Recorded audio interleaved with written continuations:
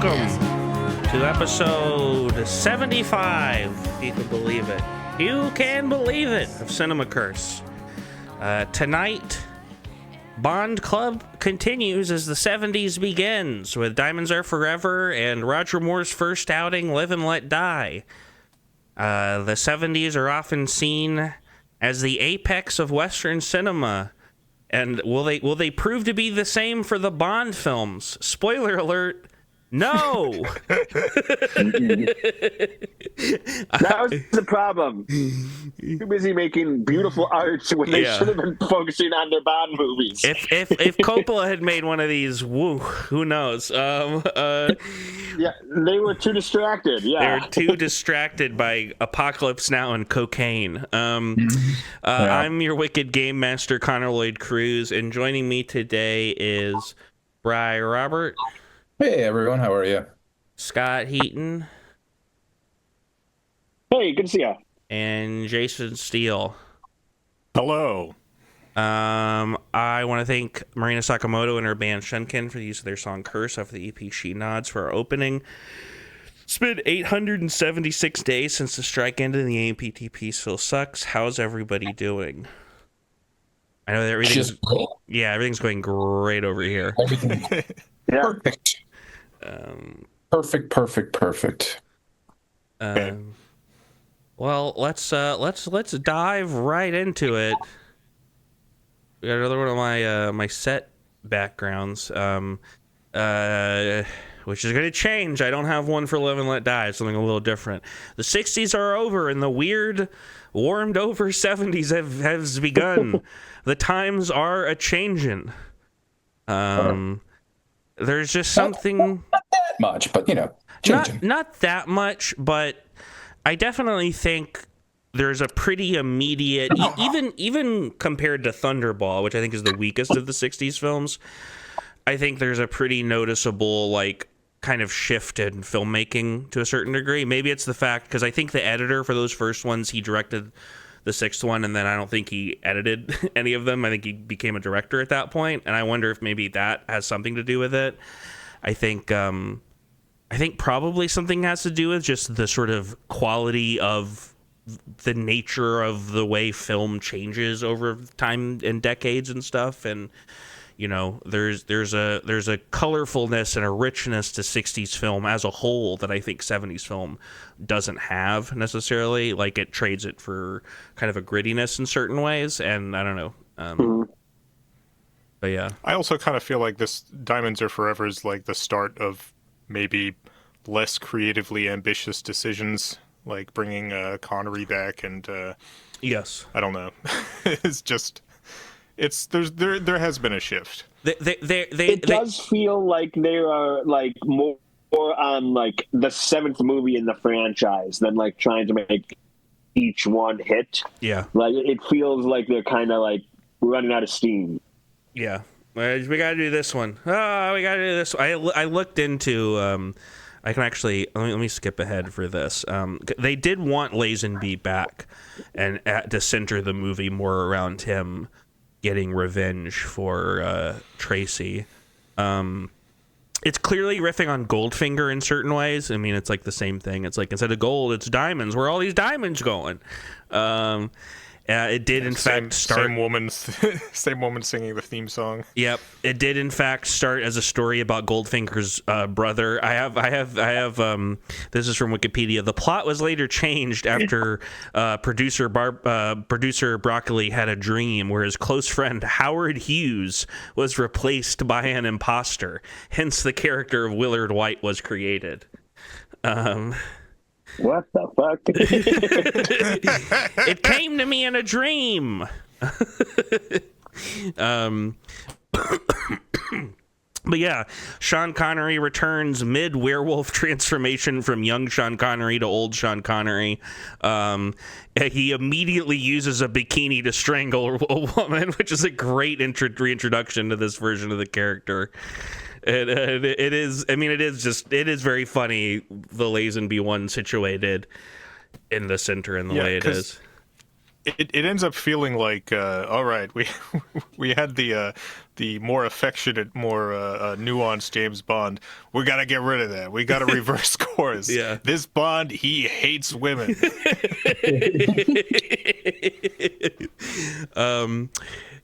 Meanwhile, Blofeld number 3 is talking about some procedure in his lair. The guy, I forget the actor's name, but he was Henderson and You Only Live Twice. Now he returns as our weakest Blofeld easily. Like, I feel like Donald Pleasance and Telly Savalas, it's kind of like a mood thing, you know? Mm-hmm. I don't know. This guy's not it. IMO. Later, Bond sneaks in and drowns a bathtub assassin. Apparently, Blofeld was changing that guy to look like him. A fight ensues, and Bond throws Blofeld into a pit of boiling tar, and then with an incredible amount of wit, it says, "Welcome to hell, Blofeld." And then a cat scream transitions us into our very cat-centric opening credits. Guy Hamilton also returns from Goldfinger for a 3-film stint. That's not nearly as good. You know, I feel like I honestly, it's like the 60s films maybe like owe more to I think just like the producers and the editor than the directors. It's possible. Yeah, I can see that. I don't see this as a director's franchise, you know? Yeah, not into the only time it ever became that was in like the latter half of the Daniel Craig when fucking Sam Mendes started directing him. Diamonds are being smuggled out of the South African mines. 2 homos, Mr. Kidd and Mr. Went, show up and intercept one of these in-process smugglings, killing a lot of people. Here's their theme.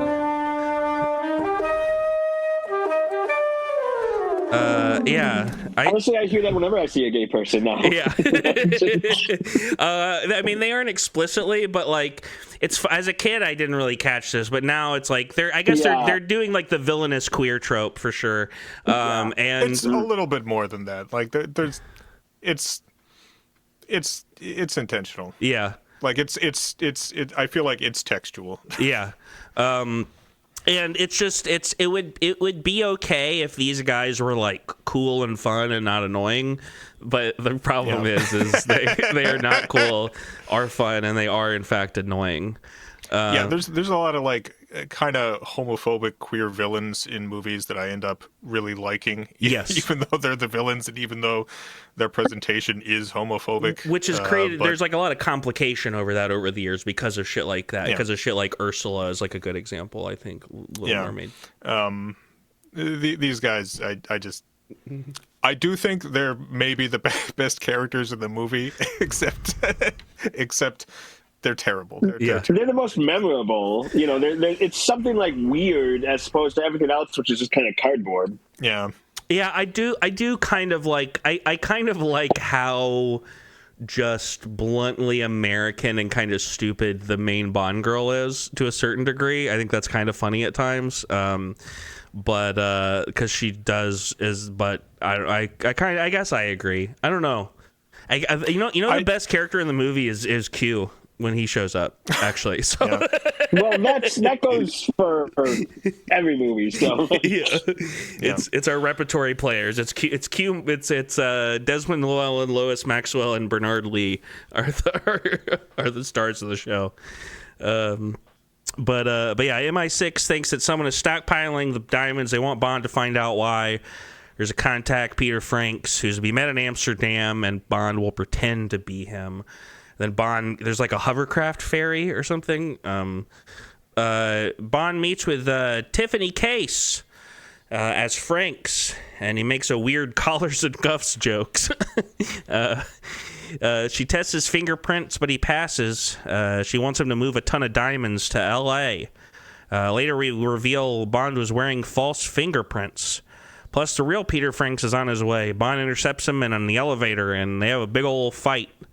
Where he kills Franks. Bond makes it seem like Franks was Bond, is him. Case reveals that the diamonds are a chandelier. They use a coffin to transport the diamonds. Wint and Kidd are on their tail, and Leiter is at LAX as customs, as are the Blues Brothers show up. My favorite part of that is when she's like, kill James Bond. You can't just kill James Bond. Like, he's supposed to be a spy, but apparently, like, everyone knows who he is, and just like, oh, it's a household name. Like, he's an international celebrity. Yeah. That's like, he's on the cover of Spy Weekly. The Blues Brothers. he's the Michael Jordan of spies in every single way. Bond's 10 tips for non-consensual sex. The Blues Brothers drive Bond to Vegas with the coffin, intimidating him. There is another cool set here. I will say this: there's at least a couple cool sets and things like that in this movie. The cool funeral home set. Body is turned to diamonds. Bond exchanges the diamonds and they earn for money, but Wint and Kidd intercept. I like this business, like this weird little, like, diamond smuggling business in the funeral home. Bond is put in a coffin to be incinerated by Wint and Kidd, but the guy who runs the funeral home stops it because the diamonds were fake. So I think there's like a real diamond smuggling, and then there's this secondary thing that's getting knocked off by whoever Wint and Kidd are working for. This guy who owns a funeral home is joined by Shady Tree, who we see performing at a casino and with his acorns and a truly incredible act. He's just doing like the grumpy old man,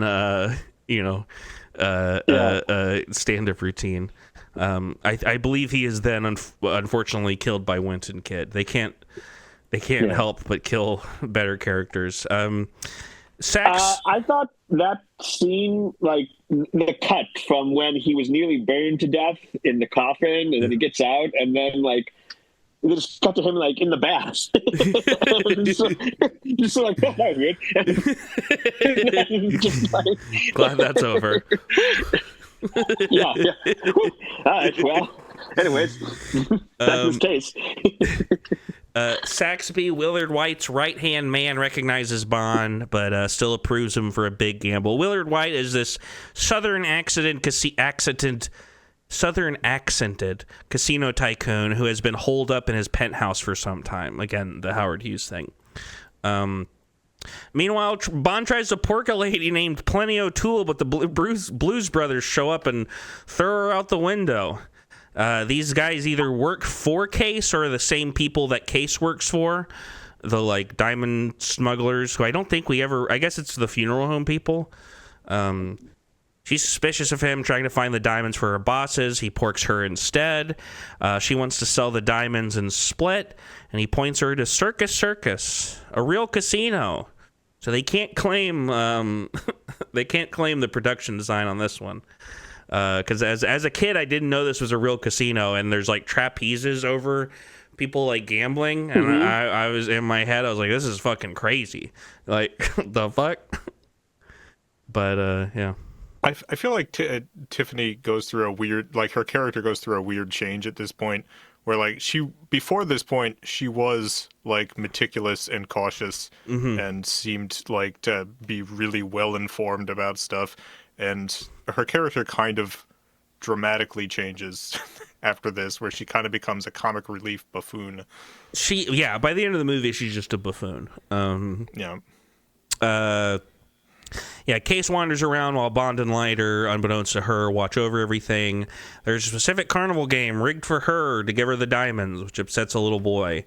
Case ditches her CIA tale by going to a freak show where we waste some more time. Later at Case's, Bond and her find Plenty dead in the pool, mistaken for Case. And later they trail who pick up the diamonds. It's Saxby.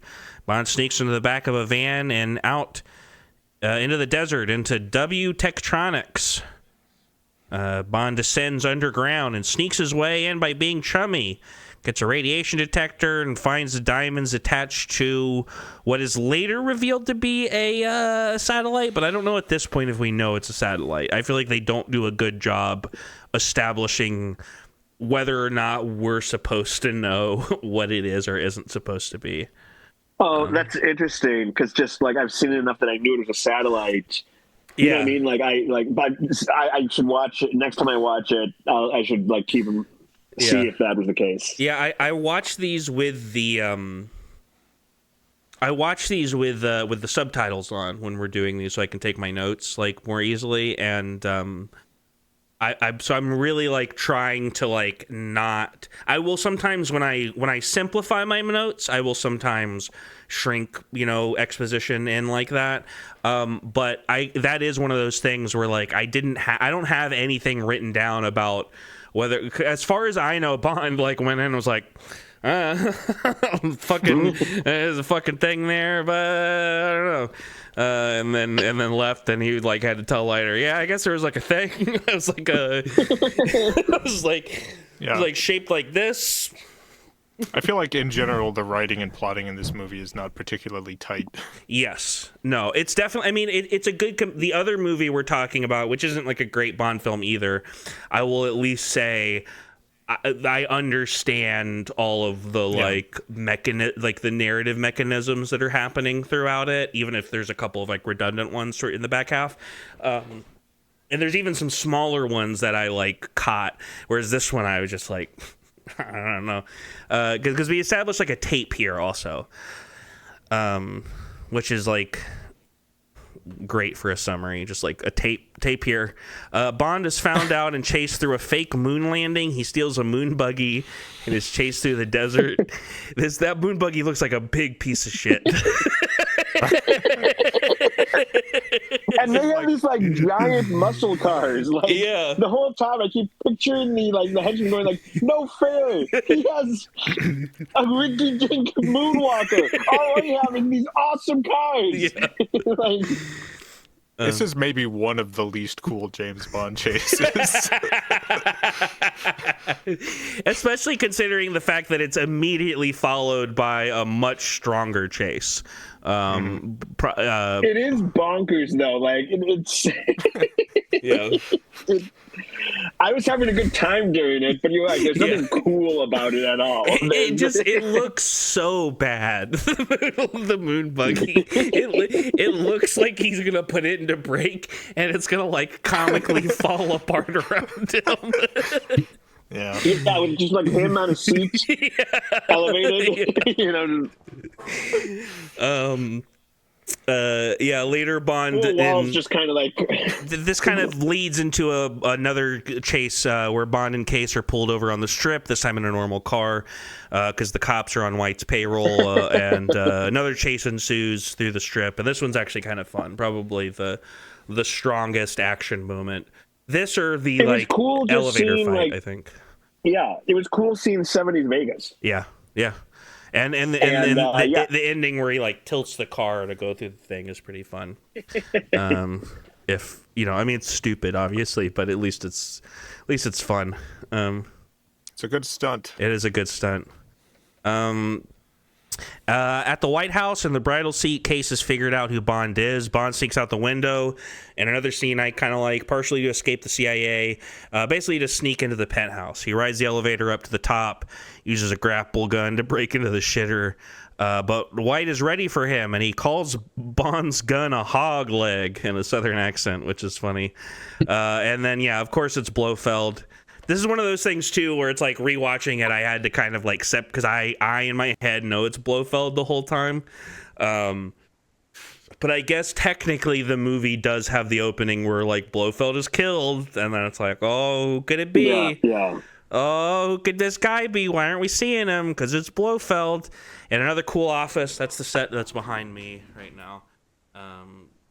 With doing an accent with a voice box, but there's two of them. The guy Bond killed in the opening was a double, or I guess a triple. Bond tries to use the cat to figure out who the real Blofeld is, but there are two cats, and Bond misses his shot, once again killing the double. Bond is knocked out, sent down the elevator. Yeah. Bond is when like right plan. Yeah. Wrong pussy. yeah. Right idea, wrong pussy. Bond is sent down the elevator shaft, knocked out by Winton Kid, who he doesn't see noticeably, but he does get doused in their aftershave. They try to leave him in a concrete tube, which I feel like I feel like OSHA would be really upset about the fact that these guys just like sealed up this concrete tube. They didn't even look inside. Like, I feel like you gotta like take like a little, be like, hey, is there anybody sleeping in here? Okay, no.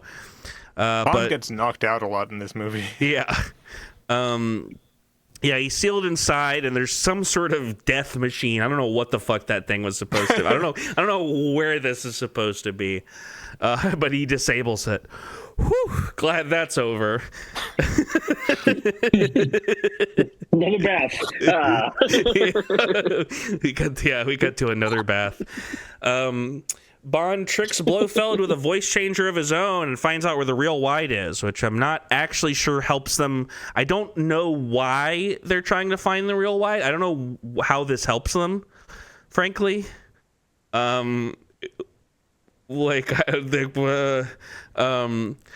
But whatever. I do this like. This is the part of the Bond movies where I'm just kind of going with it. Like, yeah, sure. Now you decided to do this. Yeah. Well, usually they like give like some sort of thing. I mean, they probably do say something like this, and I just like it just wasn't done well. But usually it would be something like, we need the real Willard White because he can tell us like what this thing is that they're building. Or, You know what I mean? Yeah. I do like the detail that Q made his voice changer for the kids. Bond beats up two women guarding White, who to be fair, you know, they do fight him, so it's not like, you know, was it Bambi and Thumper? I think Saxby shows up to kill White as well, but is stopped.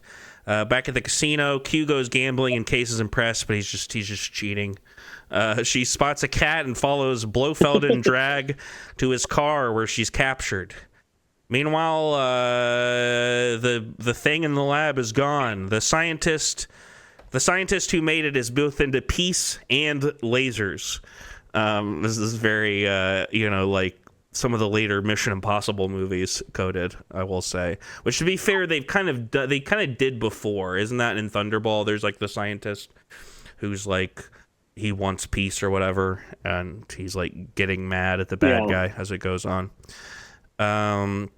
White gets info that the satellite, which now we know it's a satellite, is already up. It's a big diamond Jewish space laser. It destroys rockets, a nuclear sub, missiles all over the world.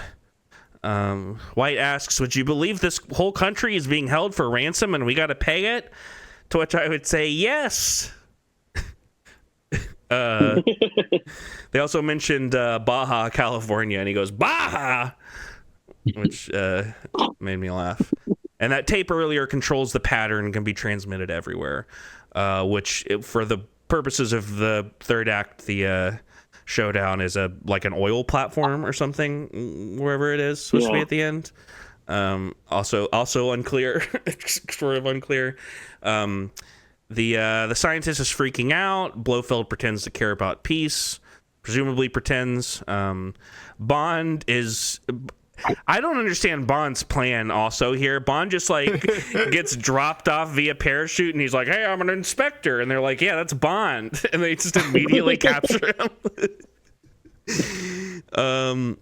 He's in his Maguba era. Yeah, he just showed up.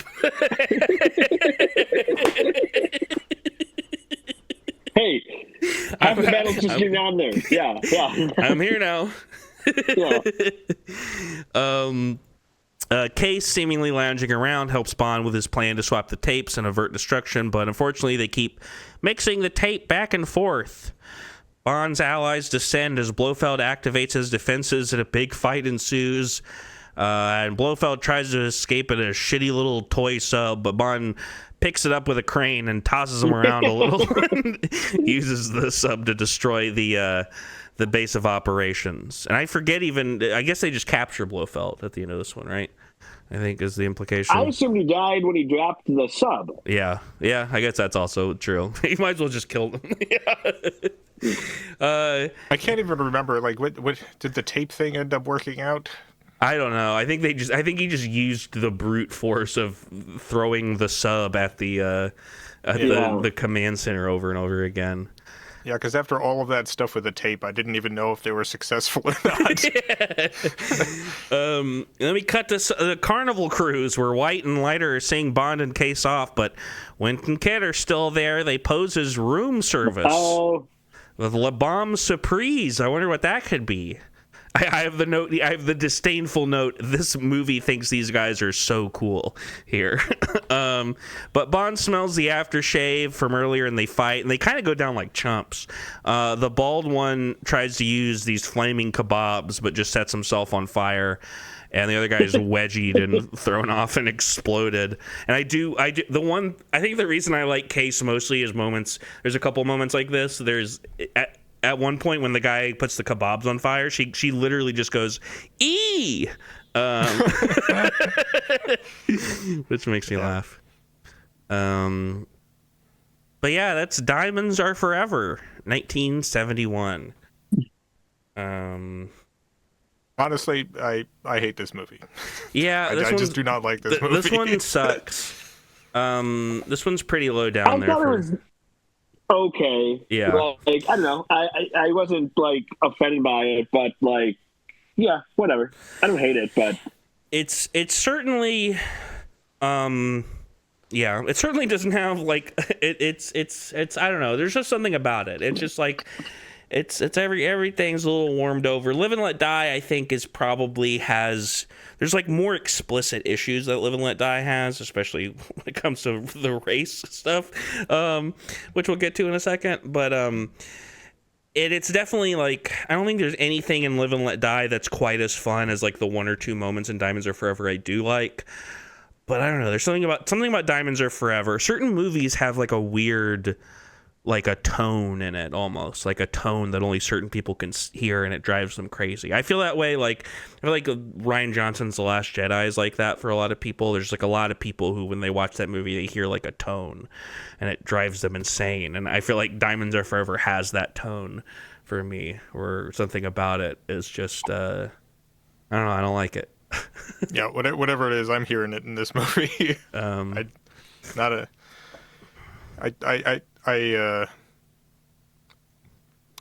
This movie made me very depressed after watching it. I was just like, oh God. Well, I don't have that bad of a reaction. I wasn't even angry at it. I was like, disappointed. Well, I'm not in a good mood now. Well, any other final thoughts on Daff?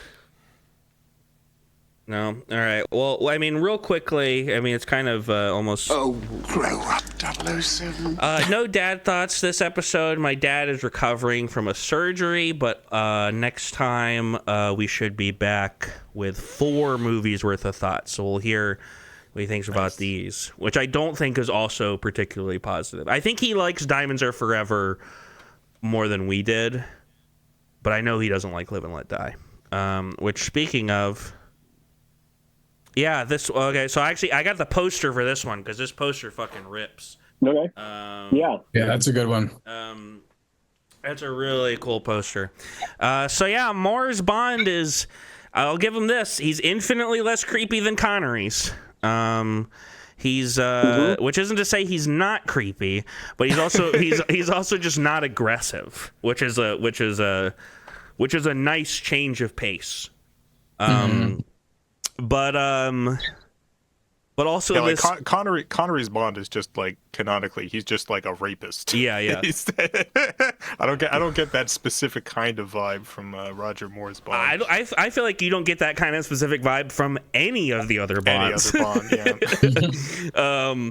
Like, you know, you get. I think there are moments where Timothy Dalton and Pierce Brosnan are maybe like a little aggressive with women for sure, but it's like a little more modern the way it's played. It's a little more like, you know, like grabbing them by the wrist, like, yeah, I need you to tell me the thing, you know, that kind of shit, and less, you know, I don't know, tricking women into sex or something like, or yeah, which is them in their own bikini tops. Slapping them around. Yeah, slapping them around. I will say this though, this movie, the race stuff does not hold up. I had not seen this movie in a long time, and you know, we talked about that with You Only Live Twice, and it's not that You Only Live Twice isn't racist, but I'll give it this. I'll give that movie this in comparison. The ceremonies, I think, were at least, like, tasteful. You know? It was like, you know, a wedding, a funeral, a sumo match, which is stereotypical, but it's real and just presented straightforward. And then Live and Let Die every 15 minutes is, like, a bunch of black people with like snakes going like oh, and it's like whoa, yikes. I will say in preparation for this I looked up a bunch of like modern writings about this movie. Yeah.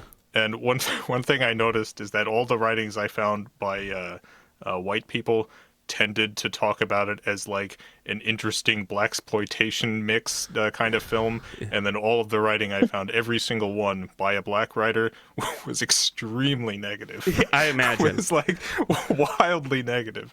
So I mean, because it's not a black. I mean, I guess it is, but like it's by white people. Like it's a faux blaxploitation movie. It's clearly a blaxploitation. It's clearly influenced by those, and it's not like, you know, it's not like blaxploitation itself was completely the realm of black artists and non-offensive black portrayals. I mean, I will also say this, weirdly enough. The parts in Live and Let Die that are more actually blaxploitation-esque, I think hold up better than the parts that get into like the voodoo ritual stuff. The stuff where it's about like criminals in the city and stuff. That stuff, it's not great in that regard. You know, it seems to imply that every black person on planet Earth is working for the villain. There are only two heroic black characters in the film, and one is grandfathered in from a previous film, and the other is, I think, notably light-skinned, and which is interesting. But yeah, I think all of the elements that like in those sections that work here are entirely due to the charisma of the actress. Yes, no, for sure. I mean, Yaphet Kotto, obviously, a great, incredible actor. This also begins the Moore film's obsession with boats. I think there's a boat chase in every single one of his movies. He's like had it in his contract. I need boats, baby. But our cold open, first at the UN, the UK guy is killed with like a sound wave. Second in Nolans, a guy watches a funeral parade go by, but it's his own funeral. And then lastly in San Monique, we get a ritual voodoo dance murder with a snake. And you know, and then we get the opening credits, which are, you know, really cool and fucking great ass song. I'll say that, you know. You can't hard to fault Paul McCartney for the song Live and Let Die. It's probably one of the few Bond songs. I saw the movie before. yeah no, 100%. They told him like, hey, the title. Here's the title. Do whatever you want.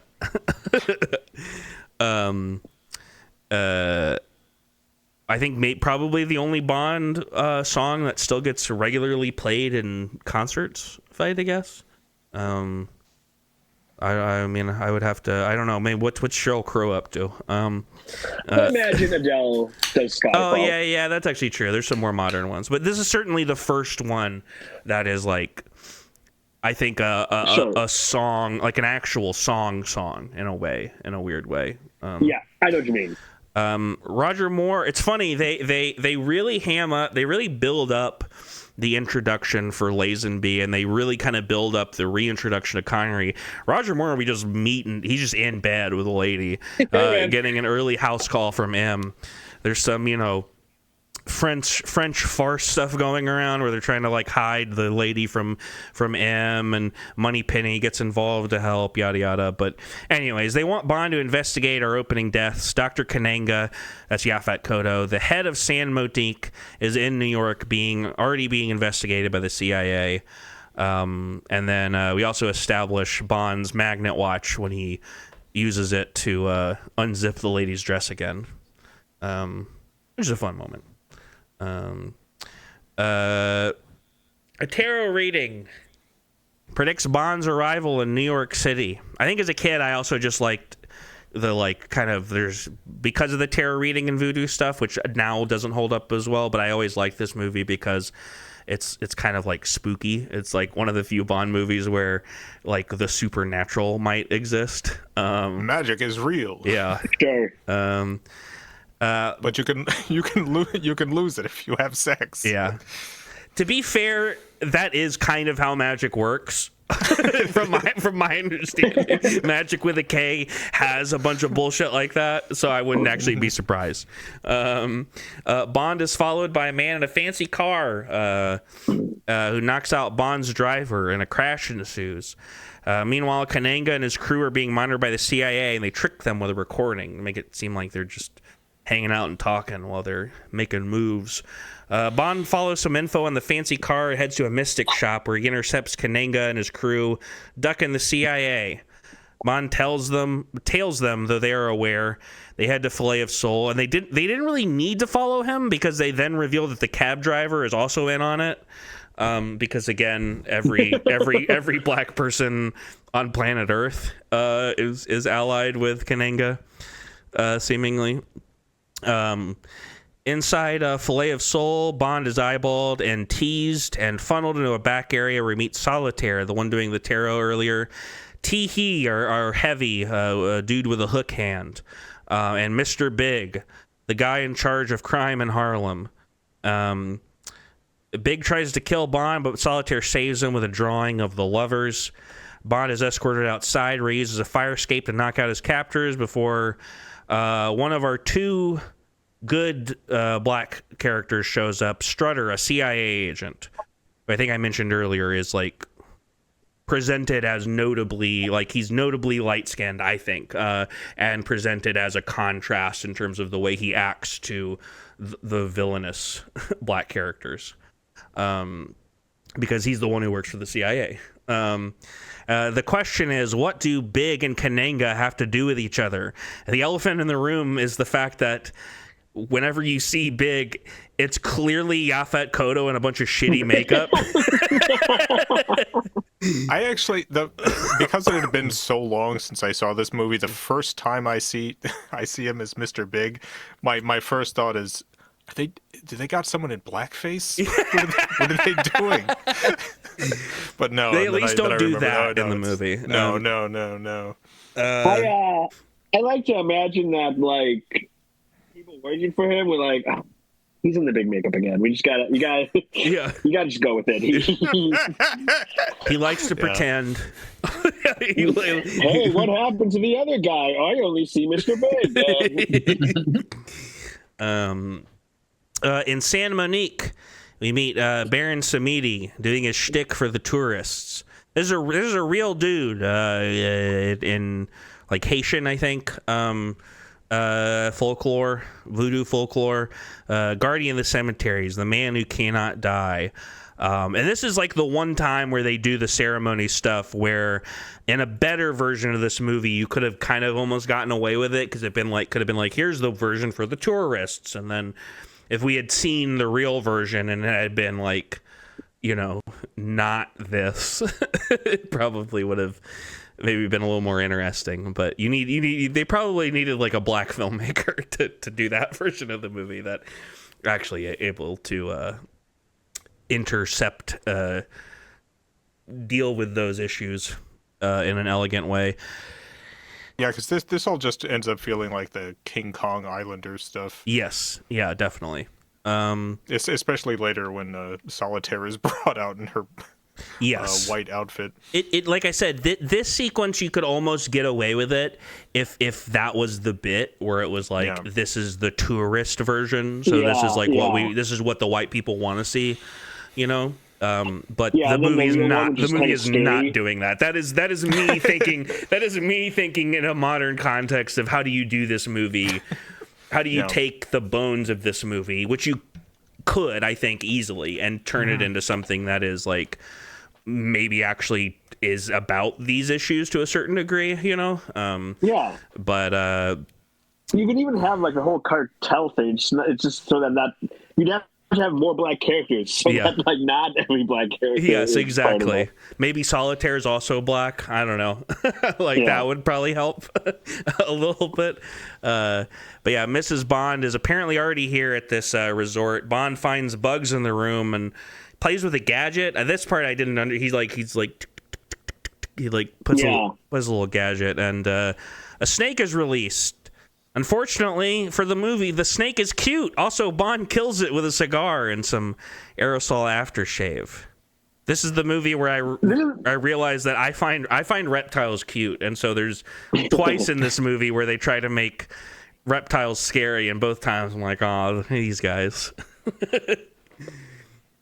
This is also where we really start the trend of overcomplicating how we're gonna kill Bond.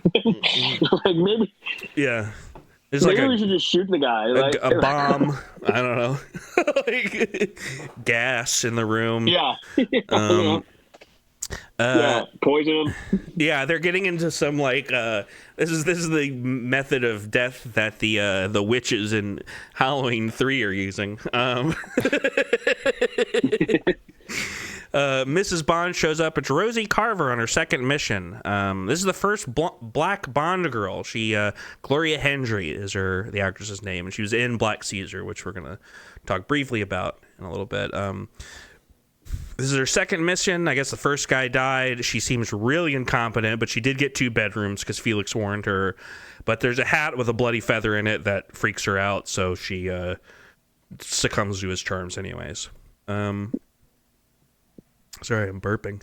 The next day, Bond and Rosie look for transportation to the docks, and they find Quarrel Jr., the other good black guy, presumably the son of the guy from Dr. No, which I did.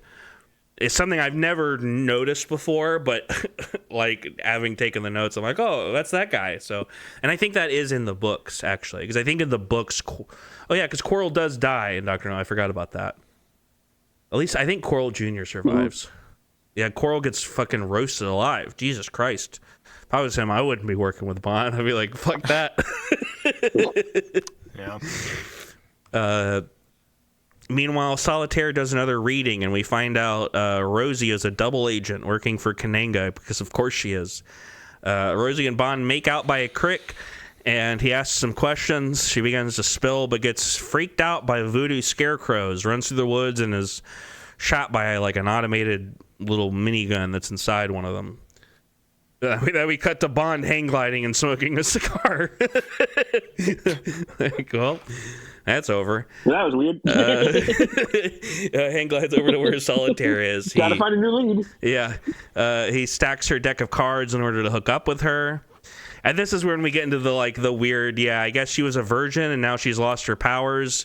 She's worried Kananga will kill her. I do like the way Roger Moore plays this scene where she's telling him all this stuff and he's just like looking at her like, okay, I don't know. If you say so, lady. This seems like a whole lot of your problem.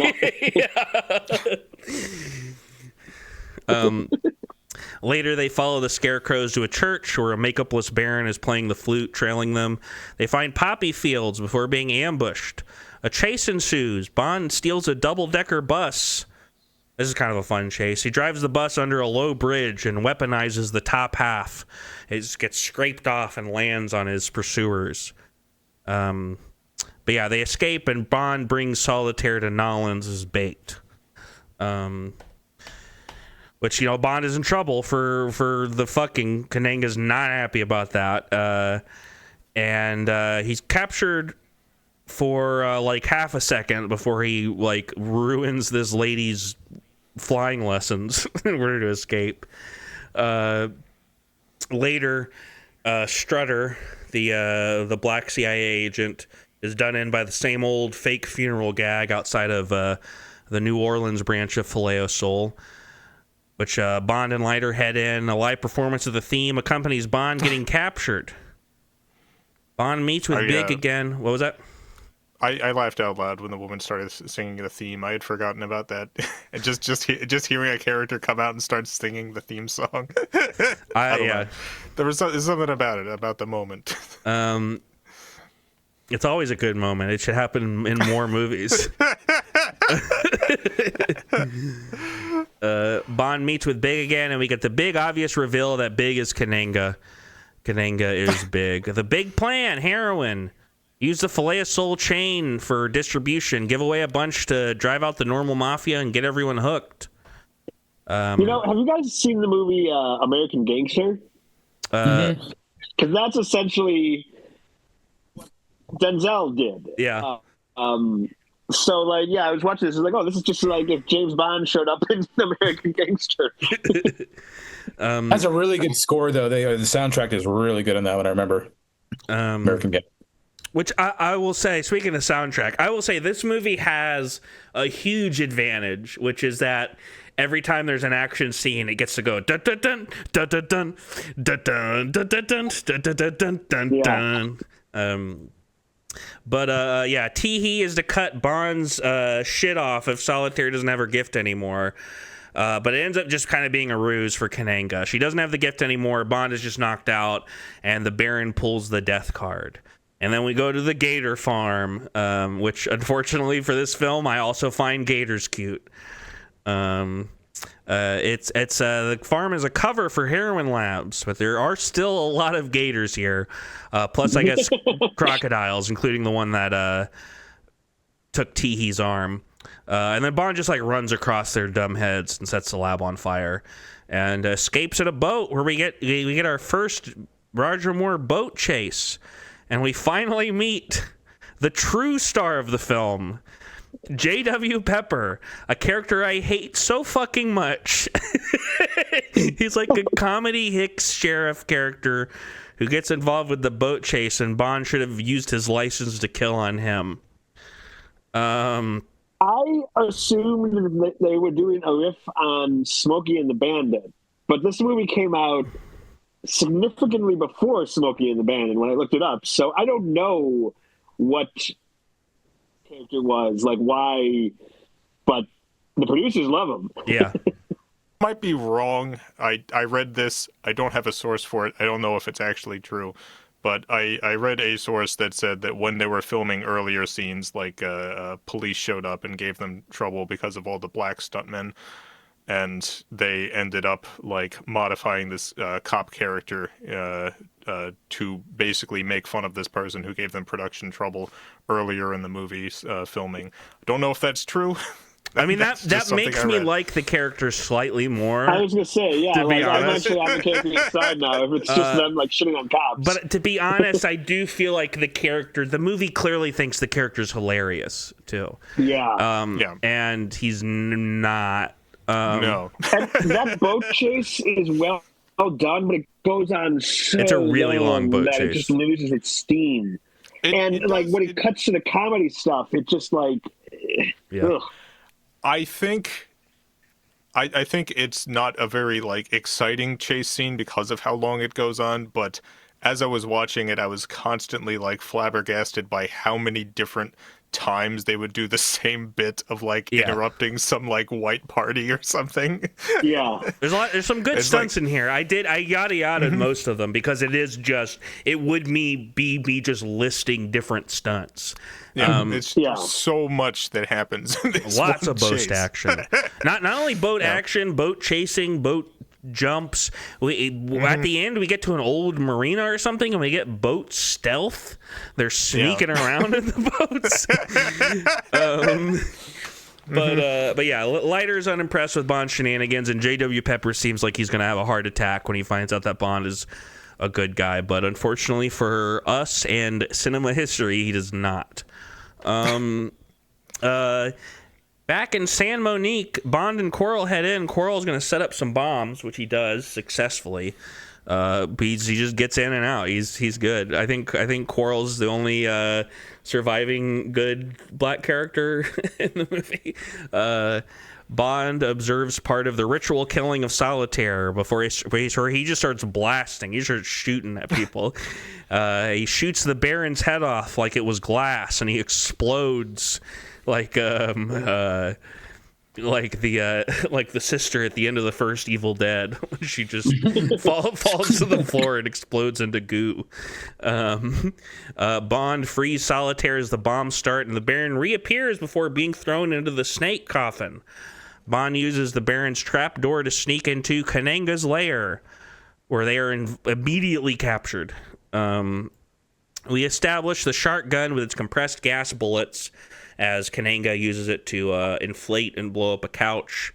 And I do, Yaphet Kotto again is a really good actor, and I do like the line when Bond's being a little sour and he says, "Somehow I never thought of you as a poor loser," which is I don't know, it's a good villain observation. And what layer isn't complete without a monorail system, which I thought was funny, which I don't think is actually relevant really to what happens in the movie. I guess it's he's part it around somehow. Yeah, it's just like explaining stuff that doesn't need to be explained. Bond and Solitaire are going to be fed to the sharks, but Bond uses his magnet watch to get a compressed gas bullet. And I guess the watch also has like blade in it, and he sets them free. One watch to blade. Yeah. Bond and Kananga fight. Bond shoves the gas bullet in his mouth, and he fucking blows up and flies to the ceiling and pops like a balloon, like the shitty foster uncle in was like the third Harry Potter book or something where that happened. Oh yeah, I think that's the third one. They blew up like balloons. The uncle doesn't burst. The uncle doesn't burst. He should have. If just that was the beginning of we should have known how much of a coward J.K. Rowling was when she didn't have the uncle burst. But only time told the totality of that tale. This time, Leiter says goodbye to Bond and the girl via train.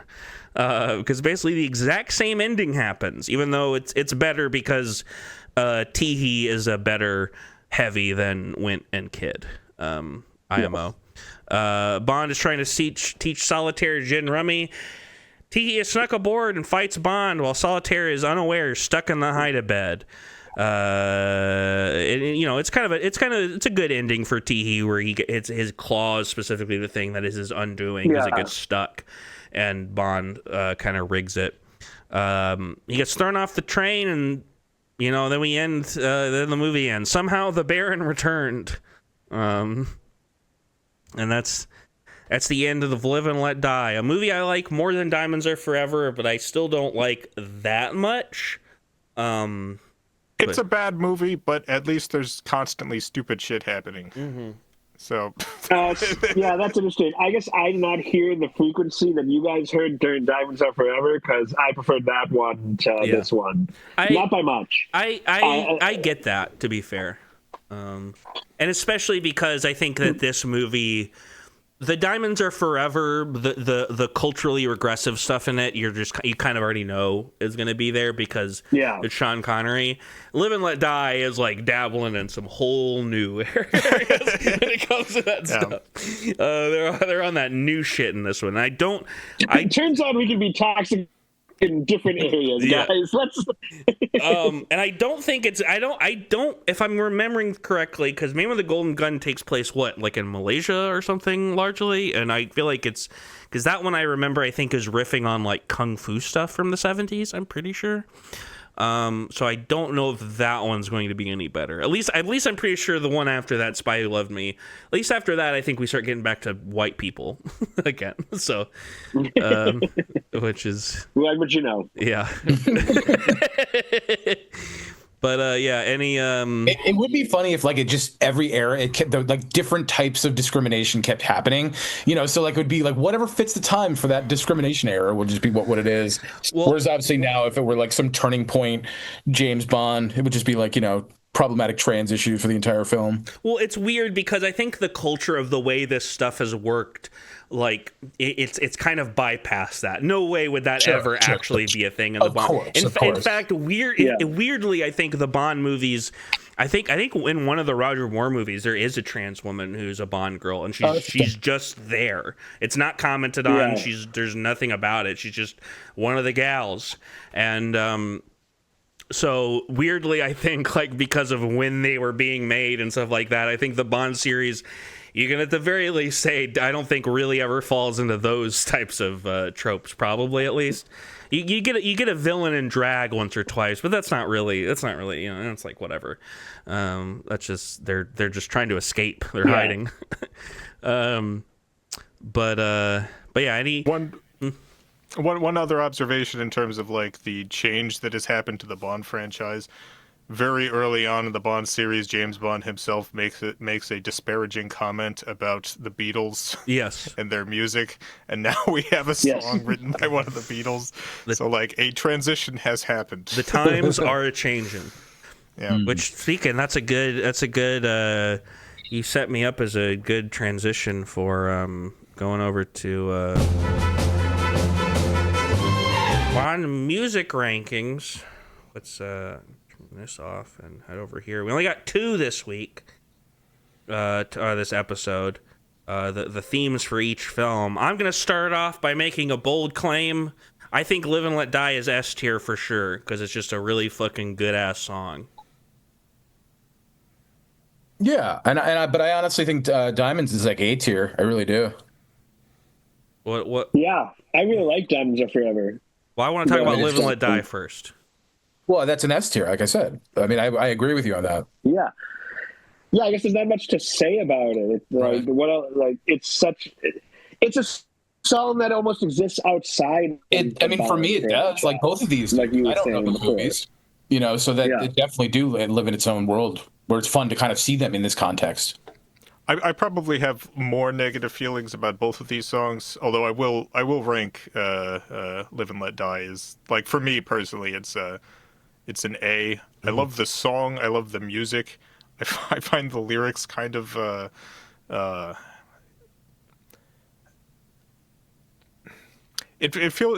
song feels a little like himbo, if that makes sense. Yeah. There's like a little bit of a foolish quality to it, but I still find myself singing it and humming it constantly since I've watched this. So yeah. I think 3 S's and an A evens out to S. I mean, it's an incredible melody. I'm not going to argue with that. Yeah, I think it's the song that pops into my head probably the most often of any of these. So it's and it also allows the movie itself to have those incredible riffs. Yeah.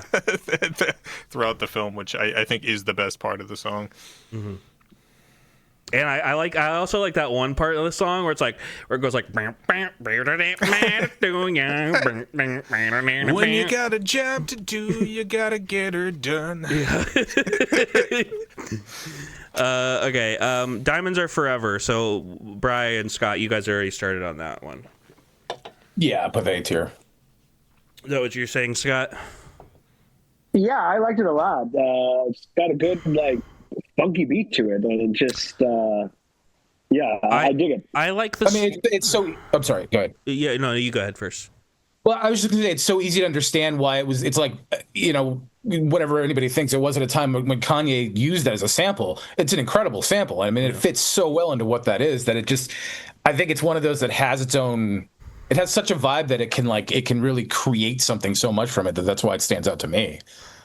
Yeah, go ahead, Jason. I don't know what it is about the song. I don't like it. I just don't like the song. I like it probably more than you, Jason, but I think for me, again, with Diamonds Are Forever as a movie as a whole being the point at which the Bond movies kind of start becoming behind culture instead of in front of culture, I think Diamonds Are Forever clearly getting Shirley Bassey back. It's one of those moves. It doesn't. I think now that we're so removed from it, it doesn't have the same feel. But I feel like at the time, it probably had the feel of like this new Avengers movie where there's like we gotta get them back. We gotta get them all back. And so in that sense, I don't like it as much. I wouldn't go below B though. I would personally do a B. What about you, Jason? I would go below B, but this is like a personal. Like, I just don't like the song. I don't know that I can. I don't know that I feel strongly enough to argue against whatever rating you all want to give it, but I just didn't like it. Yeah. I mean, I think we might be evening out. We're evening out to either A or B, depending on how. Yeah. Yeah, B plus. B plus. Yeah, that's right. Yeah, A minus, B plus. It's all that same little world. Yeah. Well, I'll put it in B because it's my show. Yeah, it's semantics at that point. Because I mean, either way, they're both like they're not shit. I mean, that's the biggest. I do like the line "Men are mere mortals, not worth going to your grave for." That's a good. Oh yeah, I'd put that on a T-shirt. Yeah. All right. And then let's go back to here. And yeah, I mean, we've already kind of talked a little bit about it. It's funny. I got this in my background because it reminds me a lot of the Live and Let Die poster. It even has the same like I think the what do you call it? The forced perspective, like the way the angling is very similar. Yeah. You should have Edwin on at some point just to have curiosity, like have him research all of the poster, because I am curious about like the posters overall, and and if he has any insight on any of that stuff too. Yeah, with just the Bond series in general. Yeah, I mean it's starting in the 70s, Bond starts to become post culture instead of pre Live and Let Die, clearly stylized after blaxploitation films like Black Caesar, which came out the same year. Also starred Gloria Hendry. I genuinely looked to see, there's a lot of criticisms of the film, but I looked to see if there's academic sources about the connections, like in terms of production, because I was able to find there is like connections. There are, besides just actors, because Hee is also he plays the main character's dad in Black Caesar. And there are some other secondary people. But most of the academic stuff I got was kind of what Jason was talking about. It was like white people being wistful, being like, "Oh yes, how nice," and then black people being like, "No thanks." It does appear the producers and writer went down to Haiti for cultural studies, but honestly, that stuff isn't as connected to the blaxploitation stuff as the Harlem stuff is, anyways. That's kind of like. That's the worst of it. So the blaxploitation stuff in the movie, I think, again, holds up better than the voodoo stuff, which comes off as like actually shitty. But I also noticed it has some credits shared with Shaft. There's a couple of other films. I did check out Black Caesar. I watched it. I don't know. Jason, did you watch it? Probably the best of these three films. Clearly itself riffing on The Godfather, because it comes out a year after.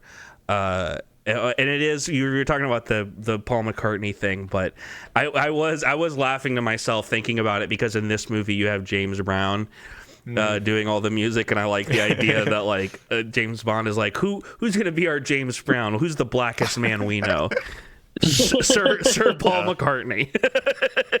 Absolutely, yeah. That's probably right. Then I'm the that's safe for us. It's really easy. Yeah. I've only seen like a dozen or so blaxploitation films, so I don't have a wide group of films to compare it to, but it was interesting seeing one where like the main character is so obviously like, it's not an anti-hero. Like the main character, I feel, is a villain in Black Caesar. Yeah, I mean he well, it's because there is a sexual assault in the movie, but it's framed as bad. It's a bad thing. When it happens, it's supposed to, and specifically it's actually like a turning point narratively, where the character, it's like the very first thing the character does that's kind of unredeemable, and then the character continues to do unredeemable stuff after that.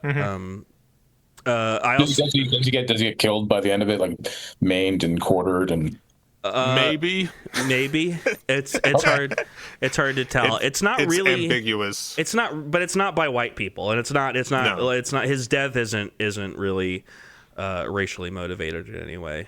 I mean, the films themselves, I think, largely are, I don't know. I mean, I don't know. There's a lot of discussion about blaxploitation, because I think there's good things about them and bad things. It's like a pocket that you have to hit the right things to make it not like, oh, what the fuck are you doing? Versus like, okay, I get what this pocket is. Yeah. Which I think that's why there's not that many either. I mean, we've watched a handful in our Monday group, and they're like the best versions of what these could be, but you can also see how quickly they can go off the rails into something beyond problematic where you can't even appreciate it. Yeah. We do get, I think this was back in the day when the people in Hollywood, I think they had, there used to be a lot of litigation about who can use the visual of the Hollywood sign. I don't know if people, if this is a thing that people know about.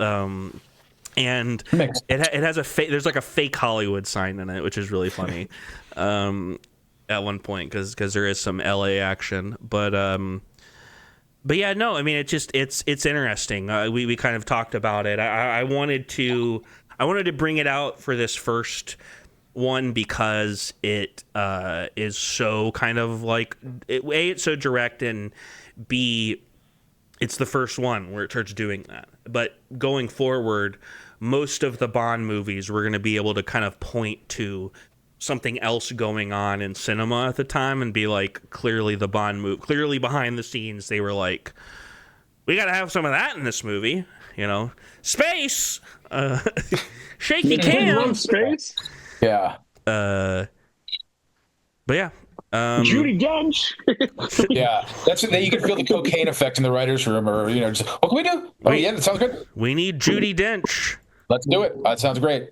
I will say there's a couple of things in Black Caesar where like maybe they were trying to figure out how to get information across that was not readily apparent with the footage that they had. Yeah. And so there's a song that plays that just explains what's happened. Yes. Nice. One movie should do that. That's actually kind of really funny. That's basically what AI does. Like for so many of those things, it'll like basically just tell you what you just watched. Great. That there's a couple. Some of those songs are all fucking great though. Bananas. Especially The Boss. That's my favorite of the song. The pay the cost to be the boss, baby. Speaking of The Boss, I mean, of the three, that sounded like the most. Like, and obviously, I don't know really anything about it, but it sounded at least more interesting. It's also half an hour shorter. So, yeah. Oh God, that's one thing I will say. Because honestly, in my overall Bond folder package, everything's been in the same thing right now, and I don't love any of it. It's just like, cool, I'm glad I'm experiencing it, but I don't care about any of this, and especially when you get those longer run times, it's like, ooh.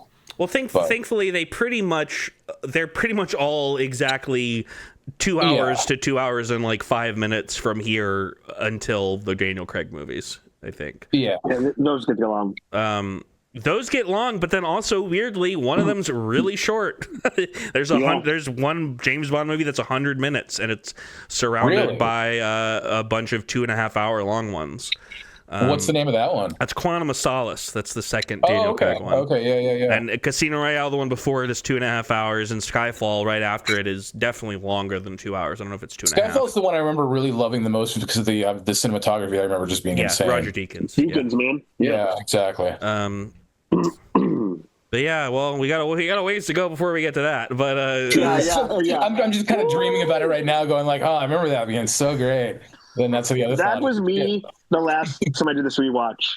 Okay. The more movies where I'm just like, Skyfall is coming. Skyfall is coming, man.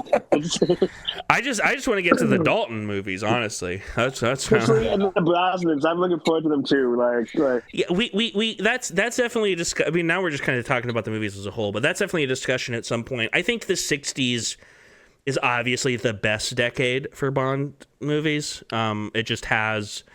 I mean, half of the movies we all liked, actually, and then like the other ones, Thunderball, which I think was our least favorite overall, we didn't like hate necessarily in the same way that like it just wasn't as good as the others. But it's interesting to think about what is the worst decade for Bond films. I would throw it out. It's probably the 80s, but the 70s isn't great either. The 90s and the 2000s, as weirdly, the 2000s, despite having Die Another Day, I think is a much stronger, maybe just by process of the fact that there's not as many. But yeah, let's speaking of not as I don't know. Connor's Wicked Games, sponsored by Chris Isaac. Every week, like Jigsaw, I like to play a little game. This week, Live and Let Figure. Both Bond films, this club, along with half of the ones we've already covered and many more to come, use figures of speech in their titles. Diamonds Are Forever is a famous slogan. Live and Let Die is a play on a common proverb or adage. Here for 1 point each, you're just going to be answering questions that have to do with movie titles like those. Adages, sayings, phrases, some of which are used by the titles and changed, like Live and Let Die, some of which became phrases because of these movies in a couple cases. Are these a bunch of riddles, or are we riddle free?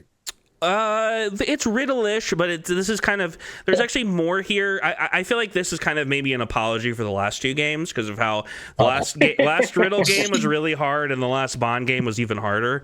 That super fact-based one. I almost complained to my psychiatrist about it. It's crazy.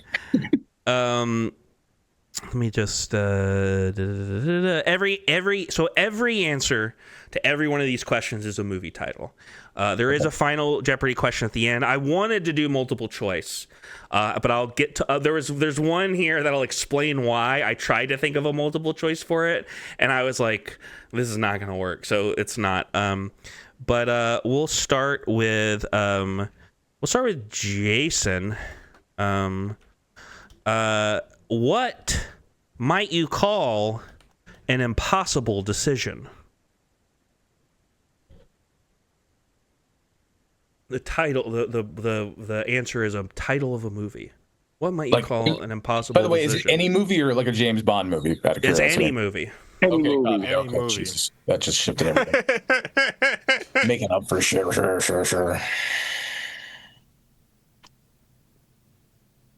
Yeah, I got nothing. Scott? Sophie's Choice. Bri? Say it one more time. What might you call an impossible decision? Mission Impossible? It's Scott. I got it right. It's Sophie's Choice. I'm not trying to trick anyone. My brain did too many things. Sophie's Choice is literally a term. I'm asking you. All right, Scott, we're going to start with this one. You on this one. Potential Chinese diplomat or a brainwashed sleeper agent? Manchurian Candidate. Bri? Sure. Jason? Yeah, I mean that's it. It is, yeah, that is it.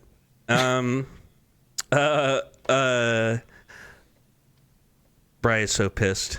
No, I'm not pissed. Oh no, I'm ready. I'm being ready. Bri, what 2026 film is named after my bedroom?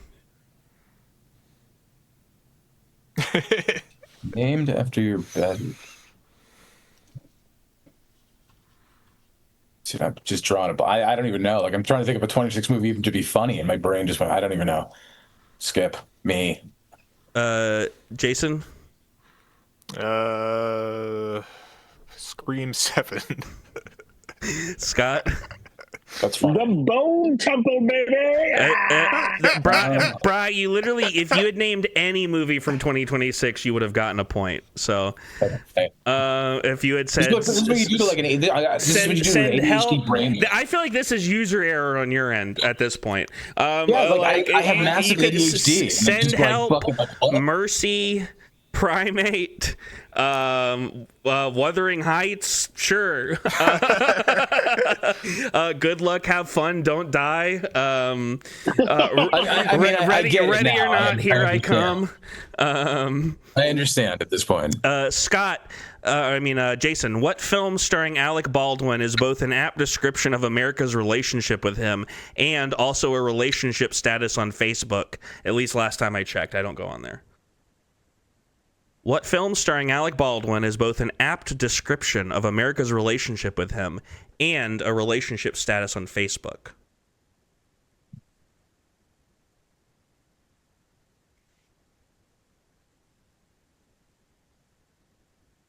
I can't hear you. Shadow. What was that?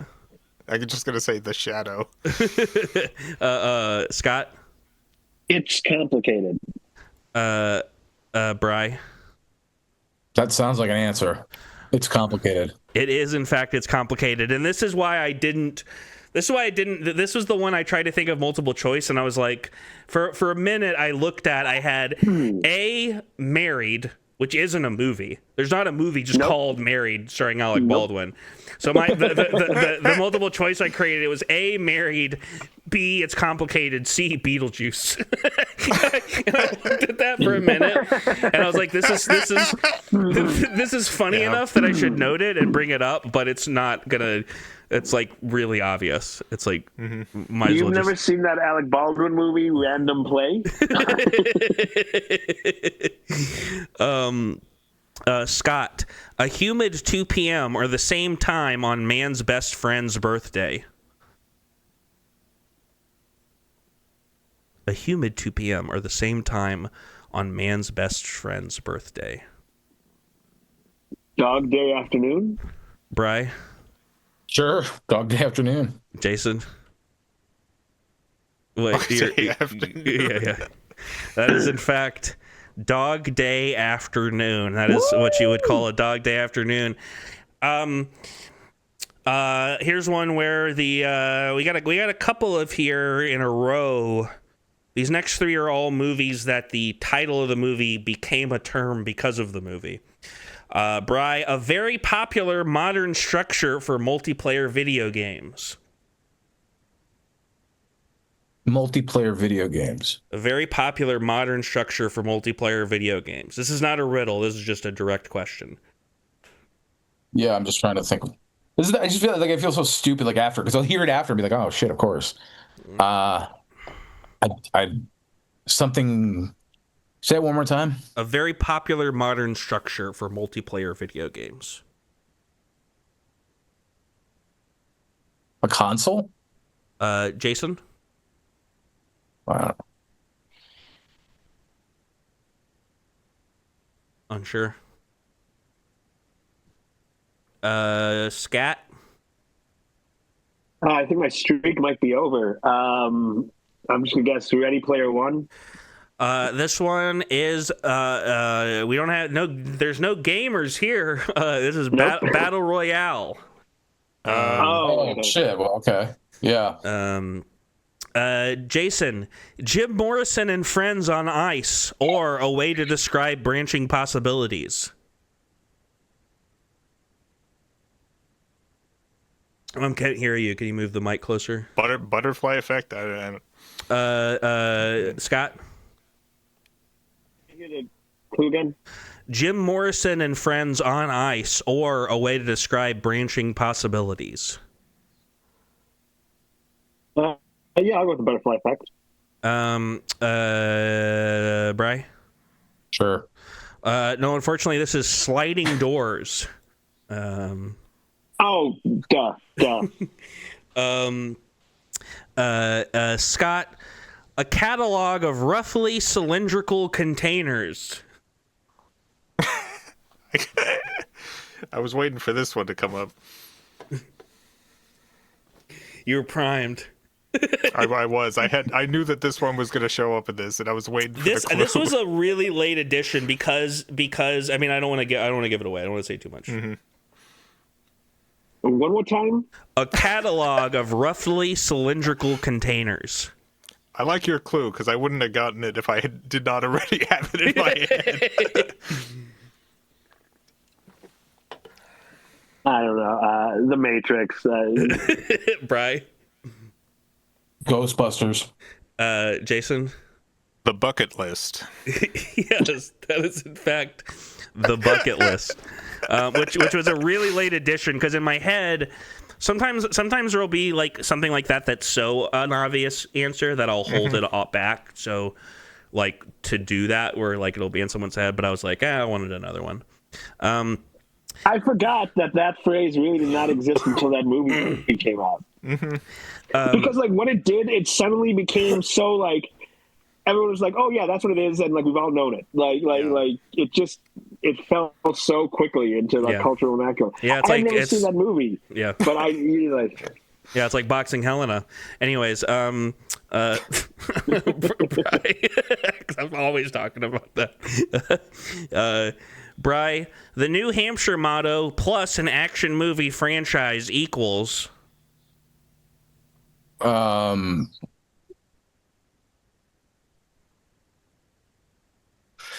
Live free or die. And what's the last part of it? The New Hampshire motto plus an action movie franchise equals.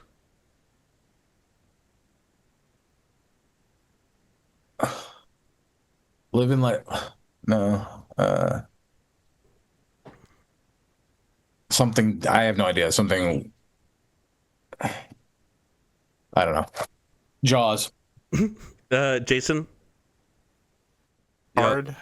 Mike. Live free or die hard. Scott.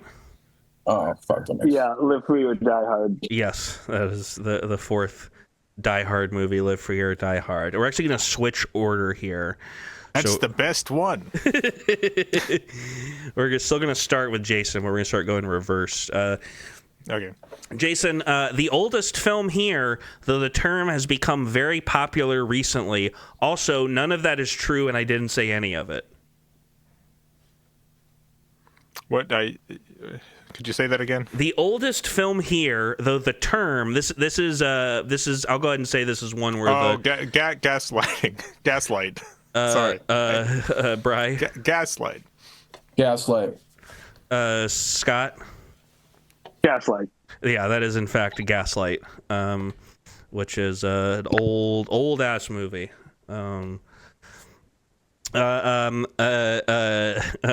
Bri. Miss Wilson from Bridesmaids when she's finished her charity function. The one movie I have not seen since it came out because I did not like it at all. Miss Wilson from Bridesmaids when she's finished her charity function. Silence with the Lambs. Scott?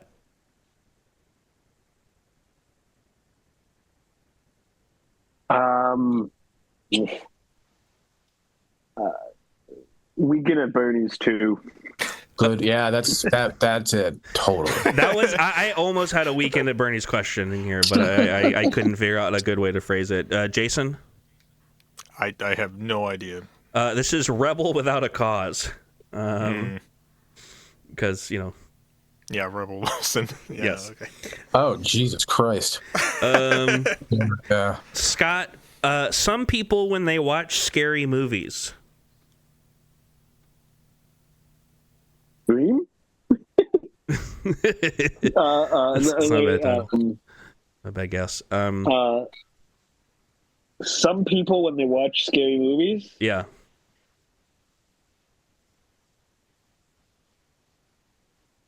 I'll say this and the next couple are kind of like Live and Let Die, where it's a phrase or an adage or a figure of speech that's a pun has been made in the title or a flip has been made. Some people when they watch scary movies.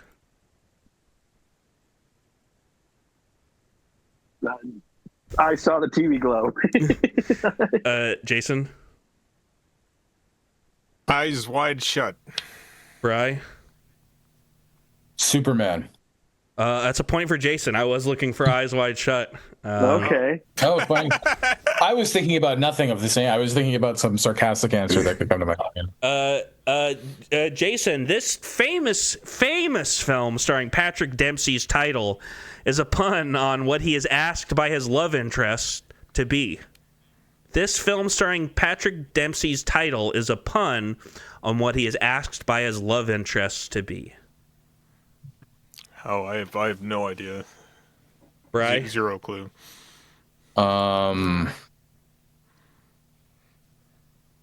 Is it The Shining? Scott? One more time. This film starring Patrick Dempsey's title is a pun on what he is asked to be by his love interest.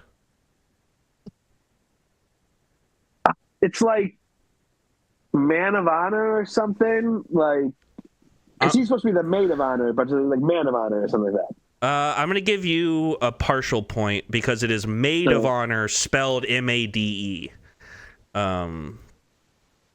So. Okay. I'm going to give you a half point. And then who are we on now? Bri. Yes. Another rom-com pun title, also at Eddie's future wife. might call Herman or Lily?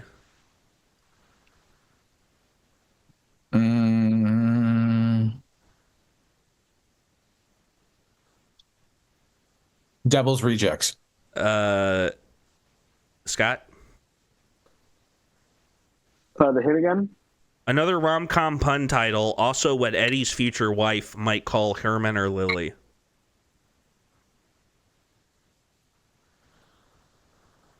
Call Me By Your Name. Jason? This is Monster-in-Law, the J-Lo film. Yeah. So I'm sorry, what was the Eddie or Eddie Munster? Monsters. Eddie's wife might call Herman or Lily. Okay. Jason, we're getting here. We got the last couple here, and boy howdy, I'm proud of these. Jason, another way I could tell someone that their sin is a fastened portal, and I am in fact the sole proprietor of its means of opening.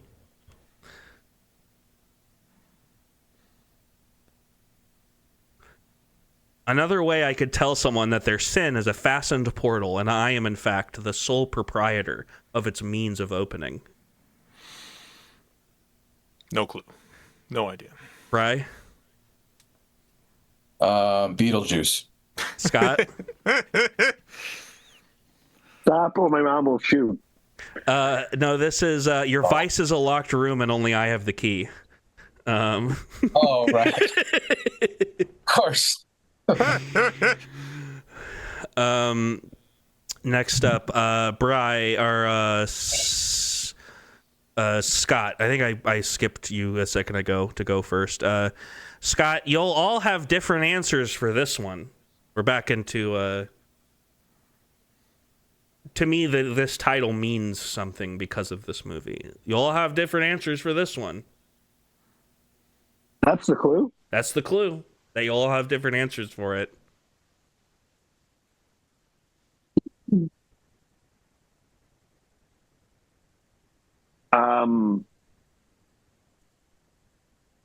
Rashomon?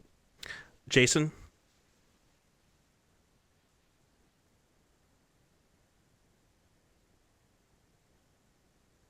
I couldn't hear you. Got nothing. Bri? I believe it's Jim Cotta.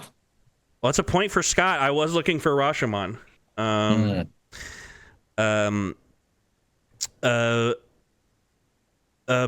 we're gonna start with you because I went backwards a second ago. Bri, the sequel to Everything. The sequel to Everything.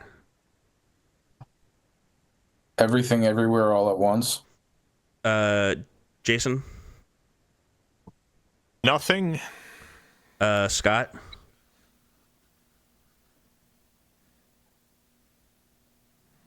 Selma. This is The Whole 10 Yards. And our last one, and I can help. I have maybe a visual. I can post something in the chat for this one. We're gonna start with you, Scott. Translate this Chinese idiom that describes a place with unnoticed masters. Wo hu tong long. And in case this will help, I'm gonna post in the chat what I'm saying. I don't know if this is gonna help anybody. But wo hu tong long. Thanks. That should that cleared it up. Well, people, yeah. So I posted. If people can't see at home, but I've sent them the Chinese characters before. Thank you. What is the? Wait, one more time. It's a Chinese idiom that describes a place with unnoticed masters. Shower 2. Bri?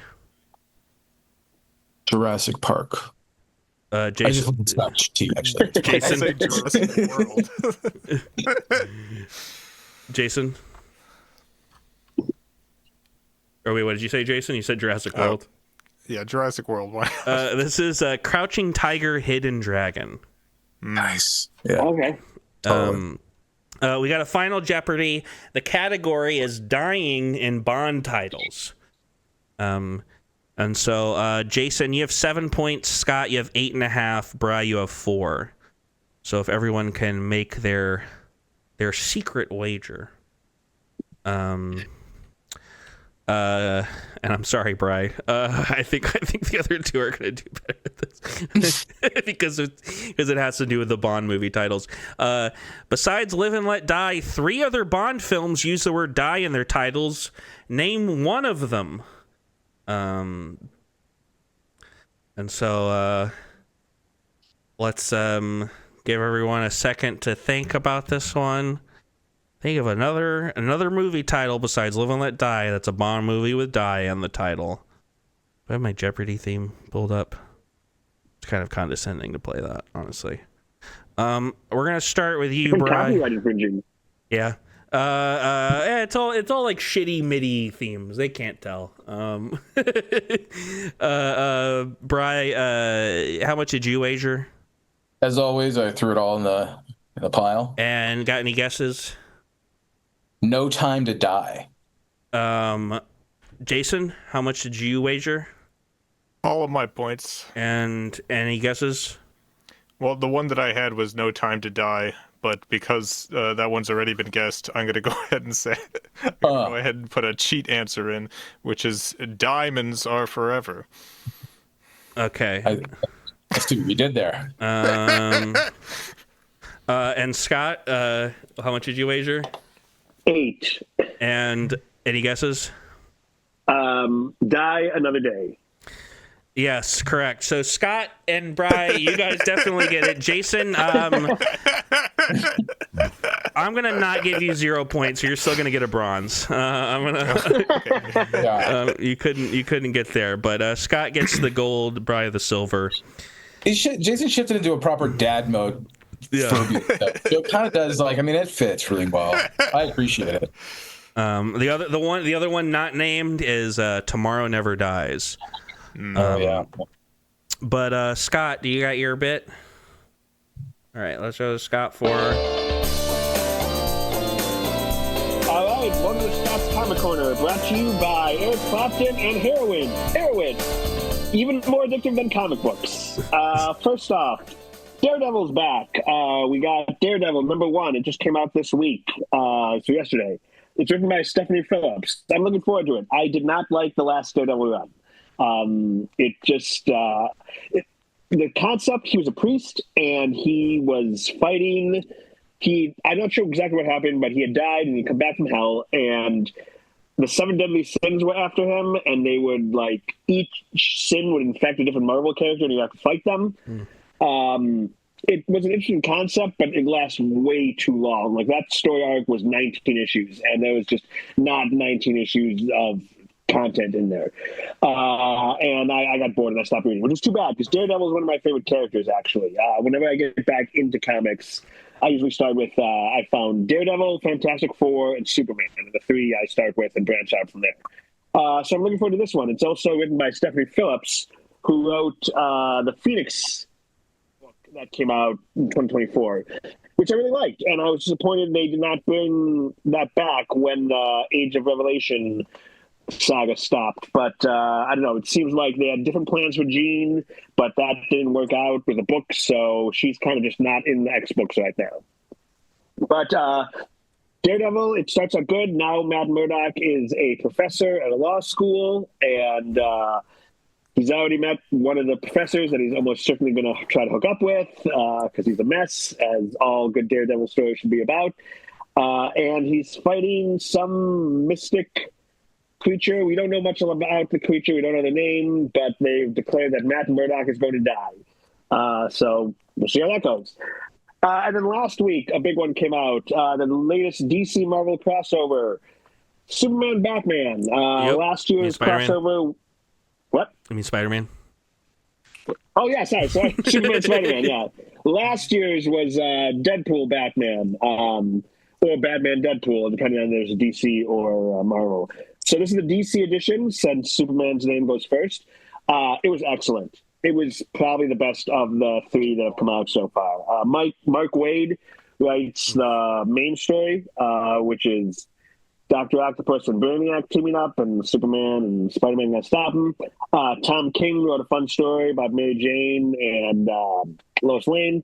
There's a good story about Uncle Ben and John Kent.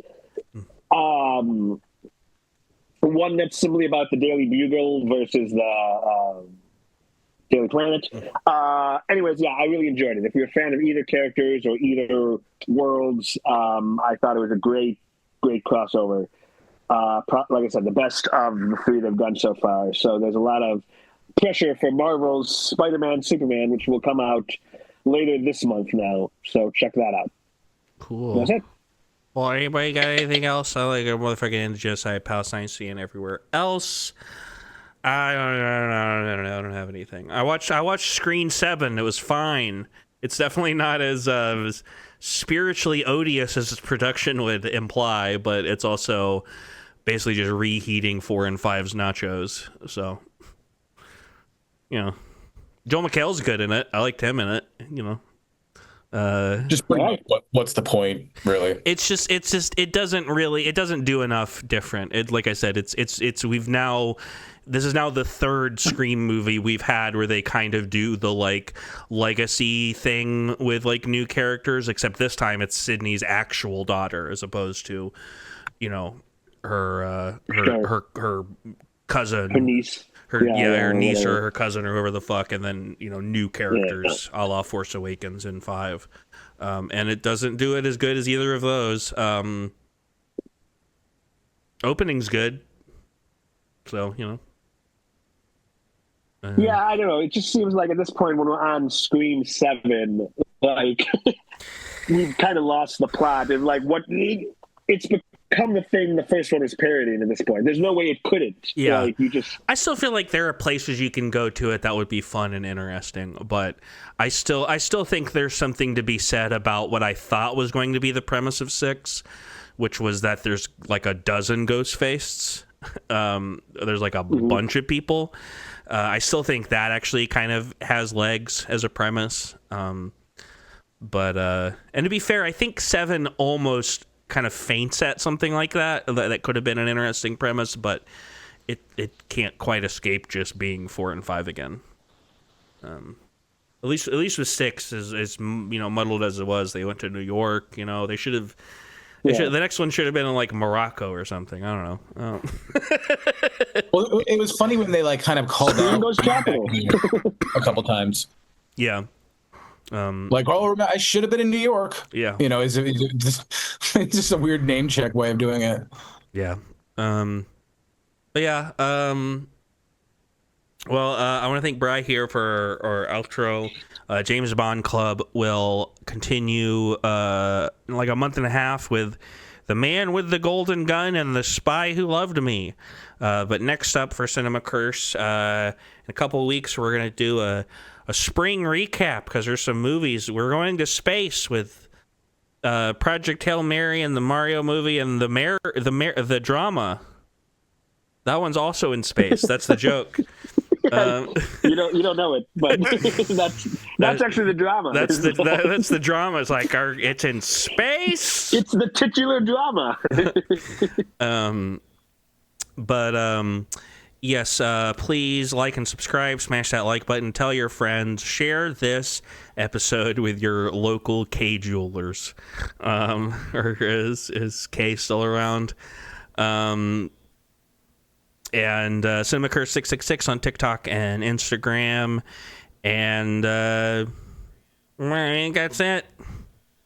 Bye-bye. Goodbye.